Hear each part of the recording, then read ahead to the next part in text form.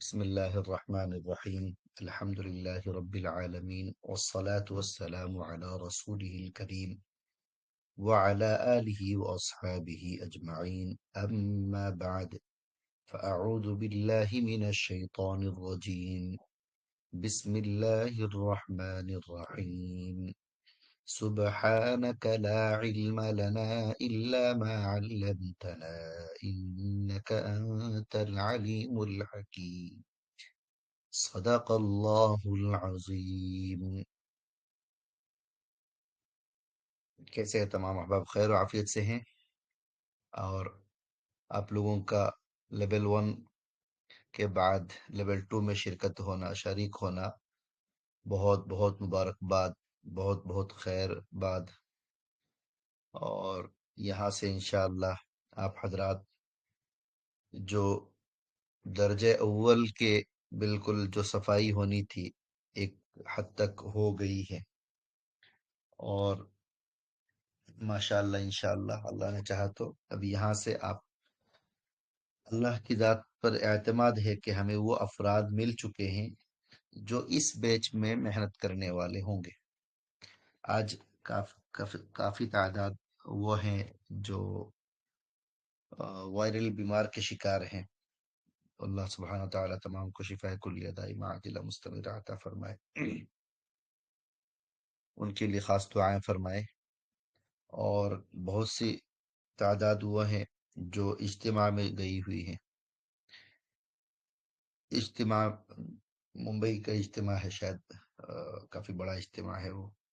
और गालिबन शायद पूना में भी कल इज्तिमा है। तो इज्तिमा में है तो काफी सारे हजरात महाराष्ट्र के ये लोग इज्तिमा में शरीक हैं। तो मैं खैर से इस वजह से भी कुछ हजरात आज कम नजर आ रहे हैं। तो उम्मीद करता हूँ फिर इंशाल्लाह नेक्स्ट आहिस्ता आहिस्ता वो सारे हजरात 300 अफराद में से 300 नजर आएंगे। ऐसा ना हो कि 300 में से 200 नजर आ रहे। वो फिर बार बार सफाई करना अच्छा नहीं लगता। हमारे मुफ्ती साहब को ज्यादा तकलीफ देंगे तो आप लोगों की तकलीफ बढ़ेगी। समझ रहे? उनको जितना सुकून देंगे आप लोग उतना अच्छे से सुकून सुकून से काम कर सकते हैं और सीख पाएंगे आराम से। समझे? तो उम्मीद करता हूँ कि आप तमाम अहबाब इंशाल्लाह खैर के साथ यहाँ पर लर्निंग पर फोकस करेंगे। ये जो हमारा दूसरा लेवल है ये काफी इम्पोर्टेंट लेवल है। ये इसको इसका नाम है टेक्निकल एनालिसिस। टेक्निकल एनालिसिस ये तज्जिया करना है टेक्निक के जरिए। समझ रहे? टेक्निक के जरिए तज्जिया करने का नाम टेक्निकल एनालिसिस है। तो हमें जो है टेक्निकल एनालिसिस इस दूसरे लेवल में सीखना है इंशाल्लाह। तो टेक्निकल एनालिसिस का दूसरे लेवल में हम लोग एक उस हद तक जाएंगे जहां से आप ट्रेड शुरू कर सकते हैं, जिसका हमारे हिसाब से ये बेसिक है। लेकिन बेसिक नहीं है, बहुत अच्छे खासी मालूमात आप तक पहुंच जाएगी इंशाल्लाह। इसी के साथ साथ मैं ये भी अर्ज कर दूं कि हम लोग इस ग्रुप में कभी भी किसी भी एतबार से किसी भी किस्म के कोई टिप्स कॉल प्रोवाइड नहीं करते हैं। ना हमारा कोई प्रीमियम ग्रुप है, ना हमारा कोई ऐसा ग्रुप है जिसमें हम लोग अलग से फीस लेके ये करते हैं। ऐसा कुछ भी नहीं है। जो कुछ भी है हमारा यही है कि सबीलिल्लाह है और यहीं पर है। तो इसलिए आप हजरात भी यहाँ टिप्स कॉल की बातें ना करें, ना उम्मीद रखें हमसे। हम सिर्फ एजुकेशन देते हैं, एजुकेशन देंगे, एजुकेशन की ही बातें करेंगे। और सेबी के किसी भी रोल के खिलाफ हम नहीं जाते हैं। तो उम्मीद है कि आप लोग इंशाल्लाह तैयारी के साथ रहेंगे। दूसरी बात ये करनी थी, ये जो लेवल 2 है इसमें आप पिछले लेवल 1 में आपके साथ एक बात थी कि आपको नोट्स बनाने पड़ रहे थे, तकरार करने पड़ रहे थे। इसमें एक चीज इजाफा हो जाएगा, प्रैक्टिस भी करनी पड़ेगी, नोट्स भी बनाना पड़ेगा आपको। आपको तकरार भी करनी है, और फिर तीसरी चीज जो है आपके साथ वो होंगी, आपको प्रैक्टिस भी करनी पड़ेगी। और ये ग्रुप काफी बड़ा होने की वजह से, जिसको हमें सही मायना में किस तरीके से हम उसको ट्रैक कर सके, ट्रैक कर पाए, उसकी उसको नजर रख करते हुए हमने इसके लिए खास अंदाज इख्तियार किए कि हमने आप हजरात को 4 अलग-अलग हिस्सों में तक़सीम कर दिए हैं, और चारों हिस्सों में मुस्तकिल तौर पर आपकी प्रैक्टिस होगी। शायद वहाँ पर 50 55 या 65 वगैरह के शायद कुछ अफराद रहेंगे एक-एक ग्रुप में, शायद 70 के आसपास रहेंगे। तो इन ग्रुपों में आपकी प्रैक्टिस होती रहेगी। तो ऐसा ना समझे कि मैं कहीं से बच जाऊँगा, बिल्कुल नहीं बच पाएँगे। तकरार में भी शामिल रहना है। लेवल 1 की तकरार जो था, वो आपके इख्तियार में था। शामिल हो गए तो ठीक, नहीं हो गए तो भी ठीक। लेवल 2 के तकरार इख्तियार में नहीं है। लेवल 2 के तकरार में हाजिर होना लाज़मी है। समझ रहे? इसलिए कि यहाँ प्रैक्टिस होती है। यहाँ पर आपके वो सारे डाउट्स क्लियर होते हैं जो एक कैंडल को, एक चार्ट को देखने के लिए, एक विजुअलाइज करने के लिए ज़रूरत होती है। समझ रहे? तो इसके लिए, इस वजह से यहाँ पर बहुत मेहनत करनी पड़ेगी आपको। मेहनत से मुराद, आपको कुछ खासा वक्त देना पड़ेगा, बिल्कुल सीरियसनेस के साथ। बाज़ हज़रात वो थे जो पिछले बता रहे थे कि पिछले बैच में हमने बस सिर्फ ऐसे ही ज्वाइन कर लिए थे कि देखने के लिए क्या चल रहा है। बाद में मालूम पड़ा काफी इंपॉर्टेंट चीज है, तो हमने बिल्कुल आखिर आखिर में मेहनत शुरू की है। बाज वो हजरात थे जो बिल्कुल जिस दिन ऐलान हुआ कि जो है आज से आपको 1 हफ्ते का वक्त दिया जा रहा है, अगले 1 हफ्ते तक आपको नोट्स तैयार करके देना है, तो उसी दिन नोट्स तैयार करने लगे हैं। समझ रहे? तो इसमें परेशानी आपकी खुद की हुई है। हमारे एक साहब है, एक मेरे जानने वाले साहब हैं, तो उनके साथ भी ऐसा ही हुआ। उन्होंने क्लास तो रोजाना अटेंड किए, तकरार वगैरह भी अटेंड किए, लेकिन वो नोट्स वगैरह नहीं बनाए। तो आखिर आखिर में उन्होंने नोट्स बनाना शुरू किए, तो बाद में कहने लगे कि भाई, ये जो नोट्स बनाना इतना इम्पोर्टेंट था, ये पहले मुझे बोलना था। मैंने कहा क्यों, क्या हुआ? बोले अगर मुझे पहले मालूम होता है कि इतना इम्पोर्टेंट है तो मैं रोज अव्वल से नोट्स बनाने की फिक्र करता। ये खामखा जो है मैं हफ्ते के पूरा सेशन के आखिर में लगा हूँ, अब उंगली दर्द कर रहा है। समझ रहे? लिखते लिखते लिखते लिखते उंगली दर्द कर रहा है ये हाल। तो इसलिए अभी से आप हजरात फिक्र कर लेंगे तो इंशाल्लाह वो नौबत नहीं आएगी इंशाल्लाह।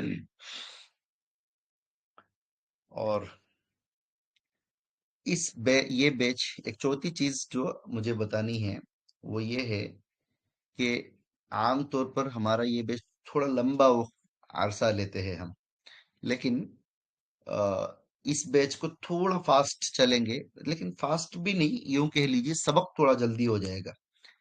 सबक जल्दी हो जाएंगे, लेकिन उसकी प्रैक्टिस जो है, वो प्रैक्टिस जारी रहेगी आपकी। रमजान का भी, शाबान का महीना है, आप हजरत कुरान याद कर रहे होंगे, हुफाज़े कराम, और जो दूसरे हजरात है इम्तिहानात की तैयारी में लगे हुए होंगे, और बाज़ वो होंगे जो अभी सफर की तैयारी में लगे होंगे, मदरसे के जरूरियात के अखराजात हैं, उसके लिए सफर की तैयारी में लग गए होंगे।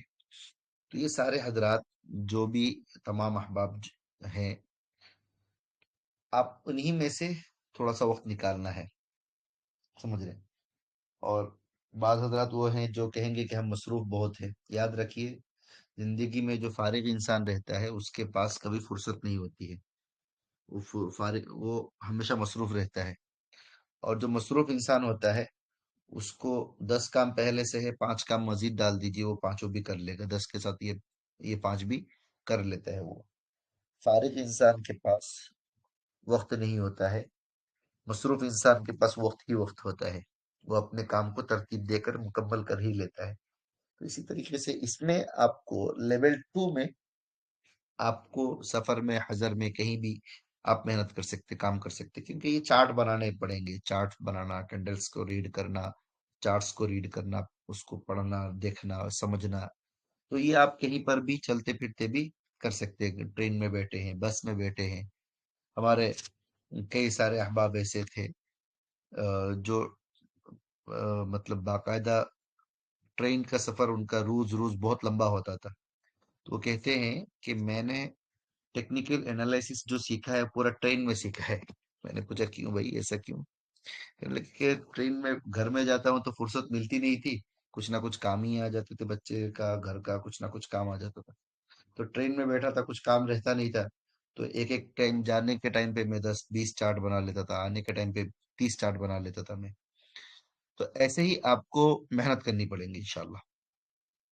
चलिए अब शुरू करते हैं। Technical analysis presented by Waheeduzzaman Siddiqui, organized by fortify nurture, learn grow and uplift society. क्या है एनालिसिस? टेक्निकल एनालिसिस में टेक्निक एक लफ्ज है, एनालिसिस एक लफ्ज है, दो लफ्ज मिलकर एक पूरा उसूल ज़ाब्ता बन रहा है, एक तरीका बन रहा है। तो ये एनालिसिस क्या है? एनालिसिस एक प्रोसेस है जिसमें किसी भी चीज या सिचुएशन को डिटेल में स्टडी करके उसके कंपोनेंट्स यानी उसकी लवाजिमात को समझा जाता है और उन्हें इंटरप्ट किया जाता है। उन- तरतीब दी जाती है कि उसको समझना और उसके बाद फिर उसको कैसे क्या है, हर एक चीज को उसके मकाम पर रखकर, उसकी जगह पर रखकर, समझ रहे? तो ये है एनालिसिस। तज्जिया करने का दूसरा नाम क्या है? एनालिसिस। तज्जिया बाज़ मर्तबा इंसान मतलब एक चीज को देखकर, किसी भी एक चीज को देखकर क्या कर लेता है, मतलब पूरी हकीकत हाल को जाने बगैर एक छोटी सी चीज को देखकर तज्जिया कर लेता है। नहीं, ये एनालिसिस नहीं होता है। ये तो क्या है, तुक्का मारना कहेंगे या कुछ और नाम दे दीजिए उसका। एनालिसिस क्या है? पूरा एक कंप्लीट प्रोसेस है, समझ रहे हैं?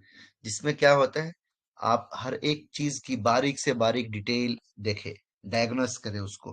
कंप्लीट डायग्नोसिस के बाद फिर हर उस सिचुएशन को डिटेल में स्टडी करने के बाद, उसकी लवाजिमात को समझने के बाद, फिर उसको हर एक को उसकी जगह पर तरतीब देने के बाद, ये 1 नंबर पर रहेगा, ये 2 नंबर पर रहेगा, ये 3 नंबर पर रहेगा, हर एक को उसकी तरतीब देने के बाद एक जो नतीजा निकलता है, उस नतीजे का नाम क्या है जी? एनालिसिस है। उस नतीजे का नाम तज्जिया है। समझ गए? तज्जिया समझ में आया? ये लफ्ज हम लोग बहुत इस्तेमाल करते हैं, तज्जिया, एनालिसिस।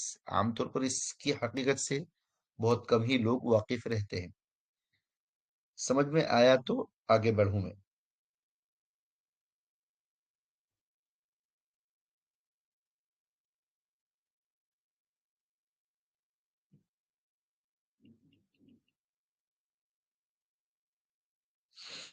ओके, माशाल्लाह।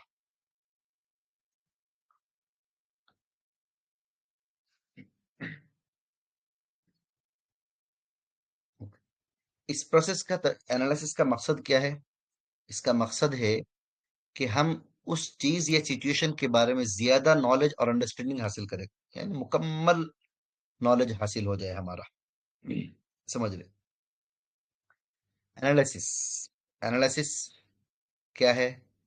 एक तो है बिजनेस एनालिसिस, और ये चार चीजों का एनालिसिस जो है हमने अच्छे से पढ़े थे। चार में से तीन चीज मिलकर होता है fundamental, literary analysis, financial analysis. ये तीनों चीजें मिलकर क्या होता है जी? Fundamental analysis. और चौथी चीज है डाटा एनालिसिस। इसका इसका नाम क्या है जी? डाटा एनालिसिस का दूसरा नाम क्या है? Technical analysis. समझ रहे? डाटा एनालिसिस के दूसरा नाम टेक्निकल एनालिसिस।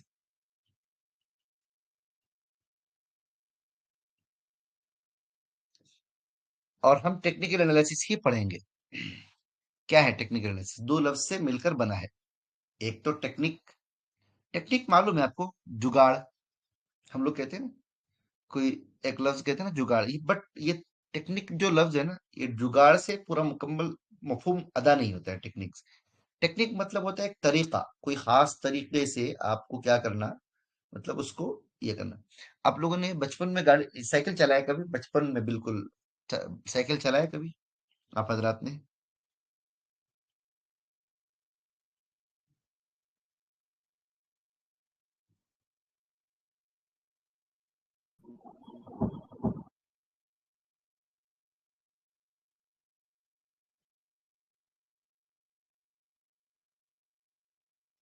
ओके, चलाए हैं। अच्छा, किसी को याद है आप में से कितने हजरात वो होंगे जिन्होंने वो बगल के बगली साइकिल साइकिल चलाए होंगे? है कि कोई जिन्होंने बगली साइकिल साइकिल चलाए हो, कैची भी चलाई है? हाँ, ये जो, क्योंकि छोटे होते हैं और उसके ऊपर चढ़ नहीं सकते हैं, समझ रहे? तो क्या किए, कैंची चला दिए, बगली साइकिल चला दिए, तो क्या होता है, एक तरीका हमने निकाल लिए कि भाई चलाना तो है, छूटे हुए तो क्या हुआ, चलाना तो पड़ेगा भाई, हर हाल में, किसी भी हाल में। तो उस खास तरीके का नाम क्या होता है जी? एनालिसिस। उस खास तरीके का नाम होता है एनालिसिस। तो ये टेक हम जब शेयर मार्केट की बातें करेंगे ना, तो उसमें वो कैंची नहीं चलानी होती है। उसमें क्या होता है, एक एक एक चीज को बहुत बारीक से देखना होता है। देखकर जो है एक तज्जिया करना होता है, एक तरतीब देना होता है, उसके बाद फिर एक नतीजे पे पहुंचना होता है। तो ये दो लफ्ज मिलकर क्या बना है, एनालिसिस। एक तो क्या है, टेक्निकल, और दूसरा क्या है, एनालिसिस। एक खास तरीके के साथ तज्जिया करने का नाम क्या है जी? Technical analysis. खास तरीके के साथ तज्जिया करने का नाम टेक्निकल एनालिसिस। ठीक है। अब इसमें दो चीजें हमने पढ़े ना एनालिसिस के अंदर, दो, fundamental analysis, technical analysis. Fundamental analysis क्या है? फंडामेंटल एनालिसिस एक मेथड है जिसमें कंपनी की फाइनेंशियल हेल्थ को समझने के लिए उसके फाइनेंशियल रिपोर्ट्स, जैसे profit and loss, assets, liabilities को स्टडी किया जाता है। इसका use long term investment decision लेने में होता है। ये एक बात है, लॉन्ग टर्म इन्वेस्टमेंट डिसीजन लेने के लिए होता है ये। हकीकत में ये सही सही नहीं है, ये बस मार्केट में फैल गई बात, तो हमने ऐसे ही एज इट इज तर्जुमा आउट कर दिए, तो इसलिए रह गया। हकीकत में क्या है, कंपनी की फाइनेंशियल हेल्थ को समझने के लिए फाइनेंशियल इस्तेमाल होता है फंडामेंटल एनालिसिस। कंपनी की, एक कंपनी है ना, उसके फाइनेंशियल हेल्थ जो है, उसकी हेल्थ को समझने के लिए, कंपनी घाटे में है, नुकसान में है, नफा में है, उसके पास कितने लोग काम कर रहे हैं, उसके जो काम करने वाले लोग हैं वो कैसे हैं, उसके मैनेजमेंट कैसे है, बोर्ड ऑफ डायरेक्टर्स कैसे हैं, उसके लोग कैसे हैं। तो ये सारे लोगों को, इनको समझने का नाम क्या है जी? एक एक चीज को, बारीक से बारीक चीज को, कंपनी जो काम करती है वो कौन से बिजनेस करती है, वो बिजनेस में मटेरियल कहाँ से लाती है, और कहाँ पर बेचती है, कैसे बनाती है, एक प्रोडक्ट बनाने में कितना वक्त लगता है, पैसा, अगर कोई सामान बेच रही है तो वो सामान आने में कितना वक्त लग रहा है, उस सामान का पैसा आने में कितना वक्त लग रहा है। तो ये सारी चीजें क्या होता है, इन सारी चीजों का क्या होता है जी? खुलासा होता है फंडामेंटल एनालिसिस। ठीक है। टेक्निकल में ये सब नहीं देखा जाता है, कंपनी क्या कर रही नहीं कर रही। टेक्निकल में यहाँ पर एक ऐसा ये रहेगा, बोर्ड रहेगा, और उस बोर्ड में जो है ना, कुछ ऐसे लकीरें वकीरें पड़े रहेंगे। उन लकीरों लकीरों को स्टडी करने का नाम क्या होता है जी? टेक्निकल। ये बहुत आसान काम है, टेक्निकल एनालिसिस। समझ रहे? मुश्किल तो फंडामेंटल एनालिसिस है, जो इंशाल्लाह हम लोग आगे चल के सीखेंगे। फंडामेंटल एनालिसिस क्या है, अब मैंने अपने अल्फाज में इसको बयान कर दिया। मैंने जो आपको, वो जो ऊपर वाला जो था, वो सरकारी तारीफ, जो बाजार में मार्केट में बिक रहा तारीफ है, वो हमने डाल दी। नीचे हमने अपने अल्फाज बता दिए। एक ऐसा मेथड जिसमें किसी कंपनी की financial health, market position, growth potential को स्टडी किया जाता है। इसमें एनालिस्ट कंपनी के फाइनेंशियल स्टेटमेंट्स, जैसे balance sheet, income statement, cash flow statement को एनालाइज करता है। इसका पर्पस ये होता है, कंपनी की इंट्रिंसिक वैल्यू पता की जाए और डिसाइड किया जा सके कि स्टॉक का करंट मार्केट प्राइस उसकी एक्चुअल वैल्यू से ऊपर है या नीचे है। अभी ये एक लफ्ज में आपको आज बताता हूं, आगे इसकी बहुत जरूरत पड़ेगी इंशाल्लाह जब हम फंडामेंटल में पढ़ेंगे। इंट्रिंसिक वैल्यू, इंट्रिंसिक वैल्यू, ये एक लफ्ज है, समझ रहे? ये बहुत खास है कि क्या होता है। इंट्रिंसिक वैल्यू जो है, एक हम एक चीज की कीमत का अंदाजा लगाते हैं, समझ रहे? इसकी मार्केट की क्या वैल्यू है इसकी। मिसाल के तौर पर, आपकी एक दुकान है, वो दुकान कहाँ पर है? वो दुकान है बिल्कुल शहर के कल्ब शहर में है वो दुकान, बीचों बीच में है। और आपने क्या कर दिए, उस दुकान को बेचने का सोच रहे हैं ये, पर नहीं भी बेचना है, कि आपने आज से 10 साल पहले उस दुकान को 10 लाख रुपए में खरीदे थे। आज से 10 साल पहले। और अभी उसकी आपने ये निकाले कि चलो देखते हैं क्या है इसकी प्राइस, क्या निकल, इंट्रेंसिक इसकी वैल्यू क्या निकल के आ रही है, मार्केट वैल्यू क्या निकल के आ रही है। तो आपने देखी कि इसकी माशाल्लाह इसकी जो है आज इसकी कीमत हो गई है 5 करोड़ रुपए। समझ रहे? तो अब आपके हिसाब से वाह माशाल्लाह मैंने कितने सस्ते में उठाया है वो चीज। अब उसको दूसरे तरीके से समझते हैं कि एक कंपनी है, एक कंपनी करे, एक दुकान है बिल्कुल शहर के बीचों बीच में है, कल्बे शहर में है वो। और उसको आपने, एक जरूरतमंद था जिस जो बहुत ज्यादा जरूरतमंद था, और उसने बोला कि मुझे अर्जेंट में 1 करोड़ रुपया चाहिए, और ये दुकान रही आपके पास, या ये आपके पास ये दुकान रही। तो आपने क्या किया, उसको फौरन 1 करोड़ रुपया दे दिया और दुकान पर आपने अपना कब्जा कर लिए, जो आप उसके मालिक बन गए, अपना हक ले लिए। तो अब जो है आपका, ये समझ लीजिए कि ये जो दुकान है, आपने सोचा कि यार मैंने तो 1 करोड़ रुपए में उस बंदे की बातों में आके खरीद लिया, अब जरा पता तो करूं कि मैं इसकी असल वैल्यू क्या है। तो आपने उसकी वैल्यू पता की तो मालूम पड़ा इसकी वैल्यू तो 5 करोड़ रुपया है। तो आपने कहा अरे माशाल्लाह अल्हम्दुलिल्लाह मैंने बहुत सस्ते में वो चीज खरीद ली। अब आप चाहे तो इसी दुकान को आप क्या कर सकते हैं, 5 करोड़ रुपया में बेच सकते हैं आप। समझ रहे? तो ये होता है इंट्रिंसिक वैल्यू, कि आपको मालूम पड़ जाए कि एक कंपनी है जिसकी इंट्रिंसिक वैल्यू ये है। मिसाल के तौर पर एक कंपनी है जिसकी इंट्रिंसिक वैल्यू 100 रुपीज है। ठीक है? इंट्रिंसिक वैल्यू इसका कितना है जी, 100। और आपने जो शेयर लिए हैं वो कितने का है, वो है 200 रुपये का। ठीक है? वो कितने का है जी, 200 रुपये का है वो। अब आप मुझे बताइए इंट्रिंसिक वैल्यू के हिसाब से आपका जो शेयर है वो महंगा है या सस्ता है?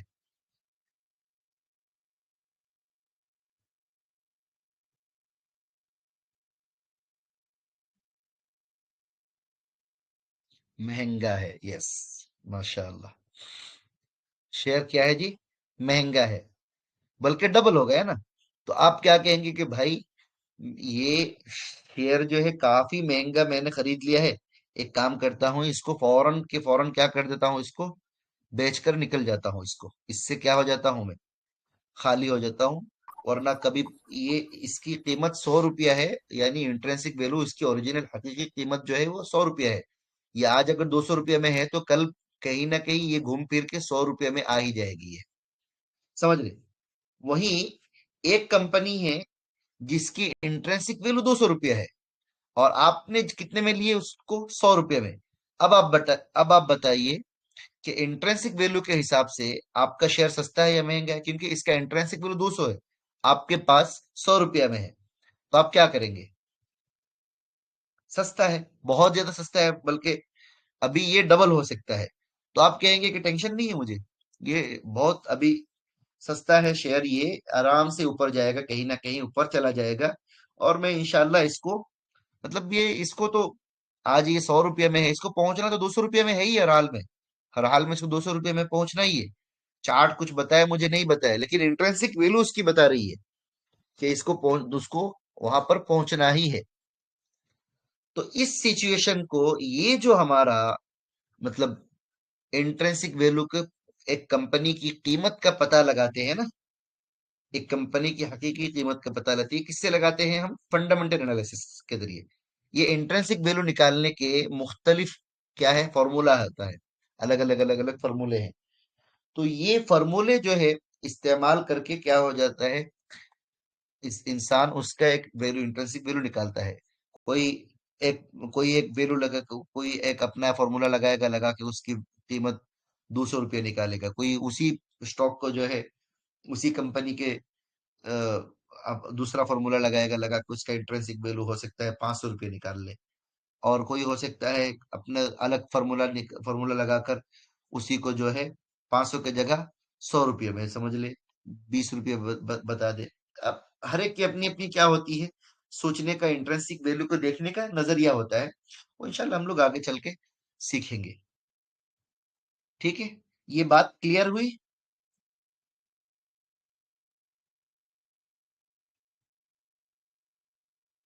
अल्हम्दुलिल्लाह। चलिए, नेक्स्ट, टेक्निकल एनालिसिस क्या होता है? टेक्निकल एनालिसिस एक मेथड है जिसमें स्टॉक प्राइसेस और ट्रेडिंग वॉल्यूम के चार्ट्स को देखकर फ्यूचर प्राइस मूवमेंट का अंदाजा लगाया जाता है। इसका यूज शॉर्ट टर्म ट्रेडिंग या स्विंग ट्रेडिंग के लिए किया जाता है। समझ रहे? टेक्निकल एनालिसिस क्या होता है जी? ये भी एक मेथड है, एक तरीका कार है कि जिसमें क्या होता है, स्टॉक के प्राइस को, स्टॉक की जो कीमत है ना, उस कीमत को ट्रेडिंग के वॉल्यूम के और चार्ट को देखकर क्या होता है, हम लोग अंदाजा लगाते हैं कि इसका आज प्राइस इतना है, तो इसको कहाँ जाना चाहिए। फंडामेंटल एनालिसिस में इंट्रिंसिक वैल्यू को देखकर लगाते हैं। टेक्निकल एनालिसिस में चार्ट्स को देखकर, पैटर्न्स को देखकर, कैंडल्स को देखकर क्या करते हैं, पता लगाया जाता है। ये सारे जितने अल्फाज आ रहे हैं, चार्ट्स, पैटर्न्स, कैंडल्स, इससे डरिए मत, कुछ नहीं है ये। बहुत हल्का है, मामूली है, बहुत ही ज्यादा मामूली है। समझ रहे? बहुत ही ज्यादा मामूली है, कुछ भी नहीं है इसमें, कुछ भी नहीं है। समझे?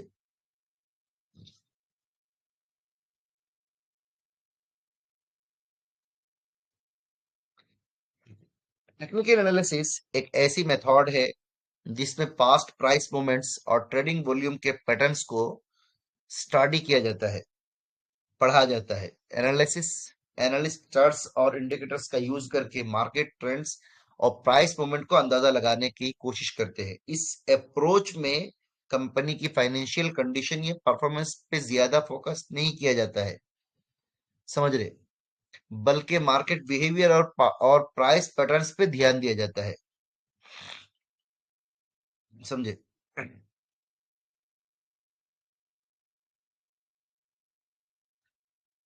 टेक्निकल एनालिसिस के ऊपर हम लोग बहुत डिटेल में बात करेंगे, इसलिए इसके ऊपर ज्यादा हम बात नहीं कर रहे, लेकिन इतना है, थोड़ी सी मैं बता देता हूँ। टेक्निकल एनालिसिस में क्या होता है कि ये फंडामेंटल का कुछ भी नहीं देखा जाता है, कंपनी क्या करती है, बिजनेस क्या है उसका।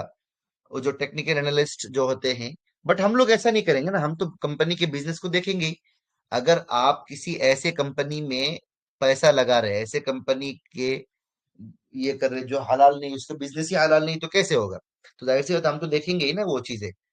तो वो तो बिल्कुल शरिया कंप्लाइंट का हिस्सा ही है। समझे? तो इसलिए टेक्निकल एनालिसिस में ये सब चीजें नहीं देखा जाए। टेक्निकल एनालिसिस में ये जो दिख रहा है ना आपको, ये कैंडल्स दिख रहा है ना, ये यहाँ पर ऐसे कैंडल्स दिख रहे हैं ना, इन कैंडल्स को देखकर जो है क्या होता है, पता लगाया जाता है कि क्या करना है, क्या नहीं करना है। समझे?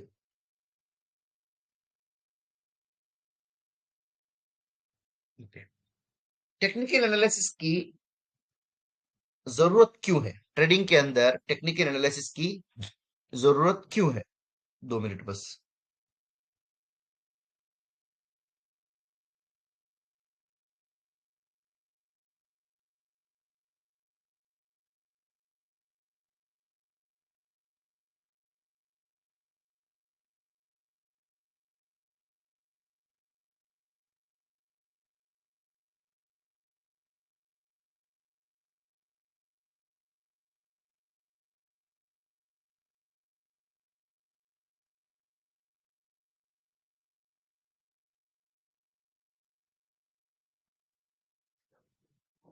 बहुत ज्यादा हो गया, खांसी है अभी भी। कफ तो नहीं थी, लेकिन अभी महसूस हो रही है, तो इसके लिए माजरत। टेक्निकल एनालिसिस की ट्रेडिंग में जरूरत क्यों है? जरूरत क्या है? एक तो जरूरत ये है, टेक्निकल एनालिसिस के पर्पस क्या है? टेक्निकल एनालिसिस का मेन पर्पस ये होता है कि स्टॉक प्राइस कैसे मूव करेगा, इसका अंदाजा लगाना।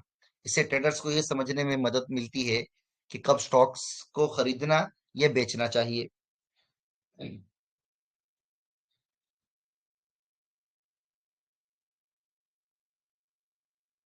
ठीक है, यानी एक ट्रेडर क्या करता है, चार्ट्स को देखता है, एक ट्रेडर चार्ट को देखता है, देखने के बाद अंदाजा लगाता है कि ये चार्ट क्या बोल रहा है, चार्ट को बेचने के बारे में बोल रहा है या फिर जो है खरीदने के बारे में बोल रहा है, क्या बोल रहा है, ये चार्ट हमें बताता है। तो इसी को समझना, इसी को बता समझने के लिए, इसी एनालिसिस के लिए क्या है जी, टेक्निकल एनालिसिस की जरूरत है।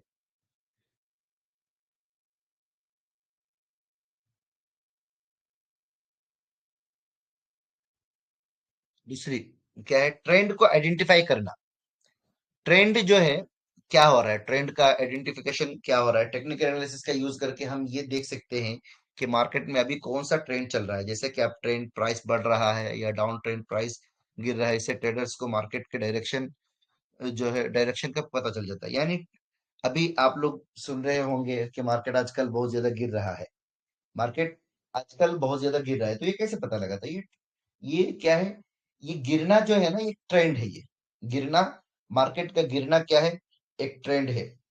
और मार्केट का ऊपर जाना, ये भी ट्रेंड है, समझ रहे। तो ये गिरना, उठना, चढ़ना, उतरना, ये कैसे पता लगाते हैं, ये क्या होता है, चार्ट के जरिए हमें मालूम पड़ता है। प्राइस बढ़ रहा है, प्राइस ऊपर जा रहा है, समझ रहे, ये हमें मालूम पड़ता है किससे, चार्ट के जरिए। तो इसी को मालूम करने के लिए क्या हो रहा है, हमें टेक्निकल एनालिसिस की अच्छी नॉलेज की जरूरत है। और ये इतना भी आसान नहीं है जितना मैं आसान अल्फाज में बोल रहा हूँ, इतना भी नहीं है। और इतना भी मुश्किल नहीं है जितना दुनिया वाले बोलते रहते हैं, समझ रहे।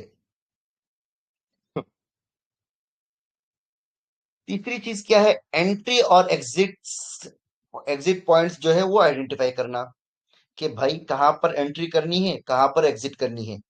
बेहतरीन ट्रेडर वो होता है जो एंट्री करने से पहले एग्जिट के बारे में सोच लेता है, समझ रहे, कहाँ, किधर से दाखिल होना है, किधर से बाहर निकलना है, ये उसको एंट्री से पहले एग्जिट के मालूमात मिल जाती है। वो पता लगा लेता है, वो अपने बारे में सोच लेता है कि मुझे कहाँ पर एंट्री करनी है और कहाँ एग्जिट करनी है। तो इसके लिए क्या है जी, यही पूरा खेल है हजरत। टेक्निकल एनालिसिस में ट्रेंड आइडेंटिफिकेशन और एंट्री और एग्जिट मालूम हो जाए, ये कुछ नहीं, सिर्फ इतना ही मालूम पड़ जाए कि ट्रेंड कहाँ पर एंट्री करनी है और कहाँ पर एग्जिट करनी है, बस और कुछ नहीं चाहिए आपको। अगर आपने शेयर मार्केट में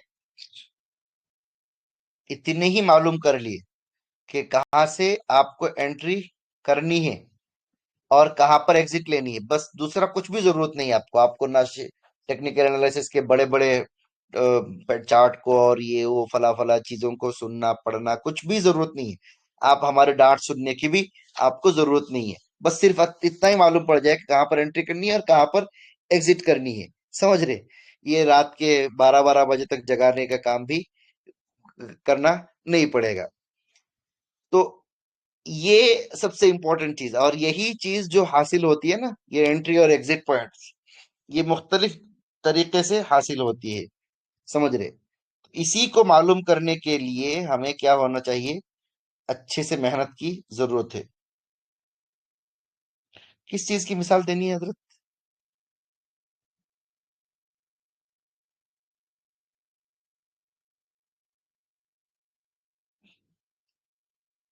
जल्दी से बता दीजिए। एंट्री एग्जिट की मिसाल की बात कर रहे हैं क्या? एंट्री मतलब कहाँ, मतलब कौन से प्राइस पे स्टॉक खरीदना है, कौन से प्राइस प्राइस पे स्टॉक बेचना है, ये मालूम होना, इसको कहते हैं एंट्री एग्जिट, समझ रहे। कहाँ पर स्टॉक को क्या कहते हैं, बया शिरा का मालूम हो जाना, कहाँ पर उसको बेचना है, कहाँ पर खरीदना है, कहाँ खरीदना है, कहाँ बेचना है, यही मालूम हो जाए, कितने प्राइस पे, कितनी, किस लेवल पे खरीदना है, किस लेवल पे बेचना है, उस लेवल की मालूमात को का ही नाम क्या है, एंट्री एग्जिट आइडेंटिफिकेशन, समझ रहे। ठीक है। चौथी चीज क्या है जी, मार्केट सेंटीमेंट, समझ रहे, मार्केट का सेंटीमेंट क्या चल रहा है अभी, मार्केट खराब चल रहा है, अच्छा चल रहा है, मार्केट क्या बोल रहा है, यही समझना क्या है जी, हमारा पर्पस क्या है, टेक्निकल एनालिसिस का पर्पस है। और सबसे इंपॉर्टेंट चीज क्या है जी, रिस्क मैनेजमेंट, रिस्क को मैनेज करके चलना। आपने पैसा लगाए 1 लाख रुपया, समझ लीजिए, अब जो है वो स्टॉक ऊपर जाए तो कहाँ पर निकलना, नीचे आए तो कहाँ पर एग्जिट ले लेना, ये रिस्क को कैसे मैनेज करना, ये 1 लाख रुपया बचाकर उसको बढ़ाना, 1 लाख रुपया बचाकर, समझ रहे, उसको बढ़ाना, ये कैसे करेंगे आप समझ रहे।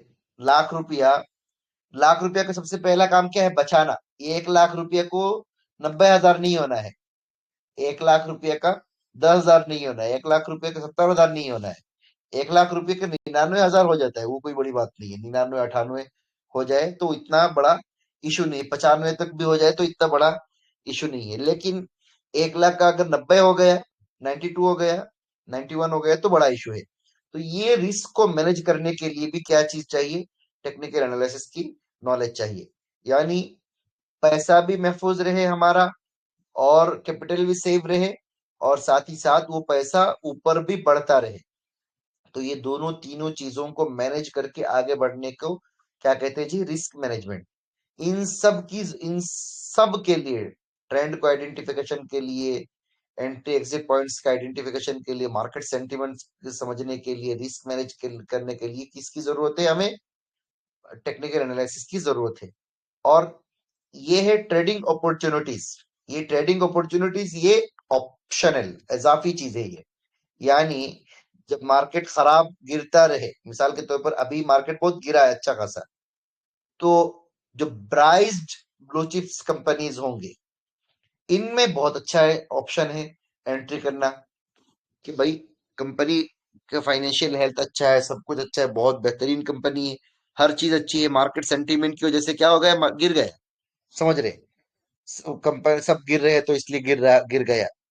तो अब क्या है, अपॉर्चुनिटी अच्छी है कि चलो एक काम करते हैं, अच्छा खासा गिर गया, स्टॉक करेक्शन हो गया, 30% 40% करेक्ट हो गया, अब एक काम करते हैं, हम यहाँ से एंट्री करते हैं। तो ये आइडेंटिफिकेशन, ये अपॉर्चुनिटीज तलाश करने का भी एक क्या होता है, एक काम होता है, टेक्निकल एनालिसिस। ये चीज समझ में आई आप हजरात को।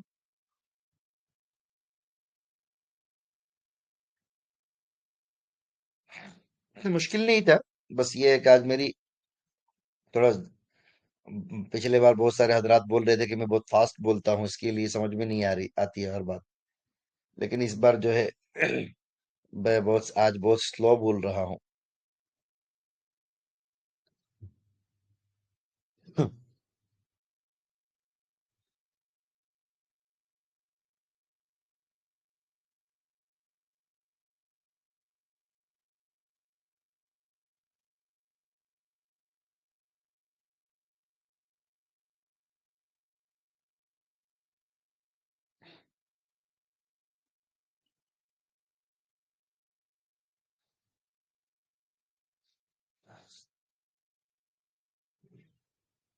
चलिए, अब जरा हम मुआवजा करते हैं फंडामेंटल और टेक्निकल का।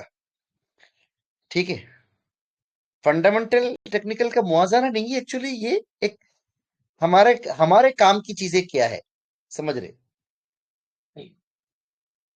ये चीज हमें मालूम होना। चलिए, सबसे पहले बेसिक डिफरेंस क्या है।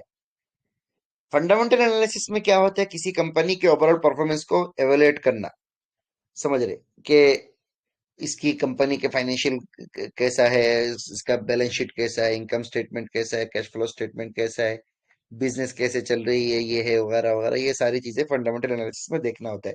ये सबसे बेसिक चीज है फंडामेंटल एनालिसिस का। टेक्निकल एनालिसिस क्या है जी, किसी कंपनी के प्राइस, ट्रेंड्स, ट्रेडिंग वॉल्यूम को देखने का होता है। कंपनी का प्राइस का ट्रेंड क्या है, ऊपर जा रहा है, नीचे जा रहा है, वॉल्यूम कैसी है, और उसके बाद ये स्टॉक का अब मूवमेंट क्या है, वो चीज देखना क्या होता है जी। बेसिक फर्स्ट डिफरेंस होता है फंडामेंटल और टेक्निकल के अंदर, कि कंपनी की, अगर हम फंडामेंटल की बात करेंगे, कंपनी के जरा बेसिक फंडामेंटल चेक कर लेते हैं, तो हम क्या करेंगे, उसके सेल्स को देखेंगे, उसके जो है बैलेंस शीट को देखेंगे, इनकम इनकम स्टेटमेंट को देखेंगे, क्वार्टरली रिजल्ट को देखेंगे, समझ रहे, ईयरली उसको सालाना रिजल्ट को देखेंगे, और उसके जो दूसरी दुनिया बुनियादी चीजें वो देखेंगे। अगर बेसिक कहा जाए कि टेक्निकल एनालिसिस के बेसिक जरा देख लो इस एक कंपनी का, तो हम क्या करेंगे, हम फौरन जो है एक कंपनी का देखेंगे, इसके चार्ट ओवरऑल कैसा है, ऊपर जा रहा है नीचे जा रहा है, ये स्टॉक का क्या मूवमेंट है, बस उतना ही देखेंगे, समझ रहे। वॉल्यूम कैसा है इसमें, ज्यादा नहीं देखते। अब समझ में आ जाएगा, इतना मुश्किल नहीं है। दूसरी चीज क्या देखते हैं, फंक्शन देखते हैं। फंक्शन क्या है, कम फंडामेंटल एनालिसिस जो है, इसका जो मेन फंक्शन क्या है, इसका काम जो है वो क्या है जी, इन्वेस्टमेंट है। इन्वेस्टमेंट रिलेटेड में ज्यादा इस्तेमाल होता है कि लोग जब मतलब एक लॉन्ग टर्म, लंबे अरसे के लिए इन्वेस्ट करते हैं, तो उसमें अच्छे से देखते हैं कि फंडामेंटल एनालिसिस को। और टेक्निकल एनालिसिस को क्या करते हैं जी, ट्रेडिंग रिलेटेड देखते हैं। मतलब इसमें क्या करना है नहीं करना है ट्रेड को, मतलब शॉर्ट टर्म कैसे करना है, हफ्ता भर, हफ्ता, महीना भर तक, 2-5 दिन के लिए जो होता है, उसी के लिए क्या करते हैं, स्विंग ट्रेडिंग के लिए बेसिकली टेक्निकल एनालिसिस को देखते हैं। बाज लोग ऐसे भी होते हैं जो टेक्निकल एनालिसिस के जरिए जो है अच्छा, बहुत बेहतरीन कमाते भी है माशाल्लाह। और बाज नहीं है वो, मार्केट में तो आधे से ज्यादा लोग वो है जो टेक्निकल एनालिसिस पर ही जीते हैं, ज्यादातर लोग वही। और जो बड़े बड़े खिलाड़ी है वो फंडामेंटल एनालिसिस पर खेलते हैं वो। तो हमें भी इंशाल्लाह दोनों के महारत हासिल करना, फंडामेंटल के भी टेक्निकल के भी, समझ रहे। लेकिन इसके लिए सब्र की जरूरत है। तीसरी चीज क्या है, रिलेवेंट, किसके साथ किसका क्या ताल्लुक है। फंडामेंटल एनालिसिस का लॉन्ग टर्म इन्वेस्टमेंट है, और टेक्निकल का शॉर्ट टर्म है। ठीक है। डाटा, फंडामेंटल एनालिसिस में पास्ट डाटा के साथ प्रेजेंट डाटा पर भी फोकस किया जाता है, समझ रहे। कल के साथ आज का भी देखा जाता है, वो न्यूज वगैरह के जरिए मालूम पड़ जाता है, न्यूज है, इन्फो, नोटिफिकेशन वगैरह है, दूसरी चीजों के जरिए क्या हो जाता है, मालूम पड़ जाता है कि कहाँ से मालूम करना है। और टेक्निकल एनालिसिस क्या है जी, टेक्निकल एनालिसिस सिर्फ पास्ट डाटा पर फोकस करता है, वो प्रेजेंट की बात नहीं करता है, माजी की बात ही करता है वो, प्रेजेंट की बात नहीं करता है वो। माजी को देखकर फ्यूचर का पता लगाना होता है, माजी को देखकर मुस्तकबिल का पता लगाना होता है टेक्निकल एनालिसिस में। ठीक है।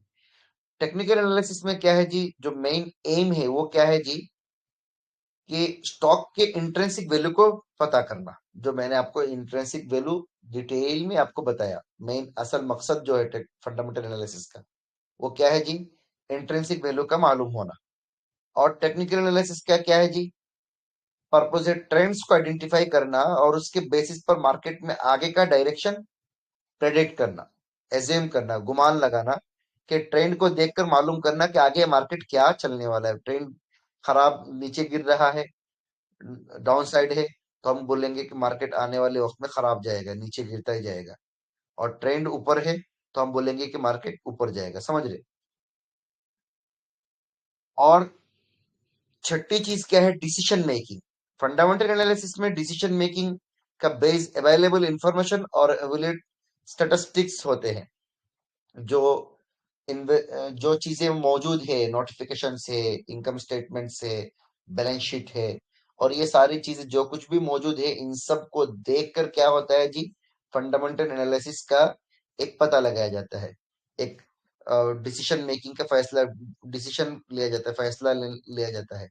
टेक्निकल एनालिसिस में क्या होता है जी, मार्केट के जो प्राइस का जो ट्रेंड है उसके ऊपर क्या होता है, पूरा डिसीजन रहता है। मार्केट अचानक खराब हो गया, पता चला कि अरे भाई मार्केट गिर रहा है, गिर रहा है। आज का मार्केट जो है पहले बहुत अच्छा ऊपर गया गया, और अचानक क्या हो गया, लुढ़क गया, पूरा पूरा नीचे चला गया, समझ में। तो ये क्या होता है, मार्केट के मूवमेंट के ऊपर पूरा डिसाइड होता है कि क्या करना है, नहीं करना है। ठीक है इंशाल्लाह। और सातवीं चीज क्या है दोनों के अंदर, ये है मेथोडोलॉजी। मेथोडोलॉजी क्या होता है, एक तरीका कार को कहते हैं methodology. Fundamental analysis industry trends, financial performance और कंपटीटर कंपनीज की परफॉर्मेंस को एवेलुएट करने में मदद करता है, समझ रहे। कि एक कंपनी है, उसके जो उसी के कंपटीटर जो होगा, वो एक कंपनी को हम देखेंगे कि ये दोनों तो सेम कंपनी है, दोनों के अंदर परफॉर्मेंस कैसा चल रहा है, कंपटीशन कैसे चल रही है, दोनों के हेल्थ के, फाइनेंशियल हेल्थ कैसा है। टेक्निकल एनालिसिस में क्या होता है, मार्केट साइकोलॉजी और प्राइस मूवमेंट एग्जामिन करने के लिए होता है, समझ रहे। कि मार्केट के साइकोलॉजी को समझना है, प्राइस के मूवमेंट्स को समझना है, बस उतना ही काम है, खत्म हो गया। आज का सेशन बहुत आसान था, कुछ भी मुश्किल नहीं था। बस ये है कि अब आप हजरात यहाँ से जो है बिल्कुल मुस्तैदी के साथ तैयार रहें, और बिल्कुल फोकस के साथ पढ़ें, इंशाल्लाह बड़ा फायदा होगा। और मैं बता दूं आप हजरात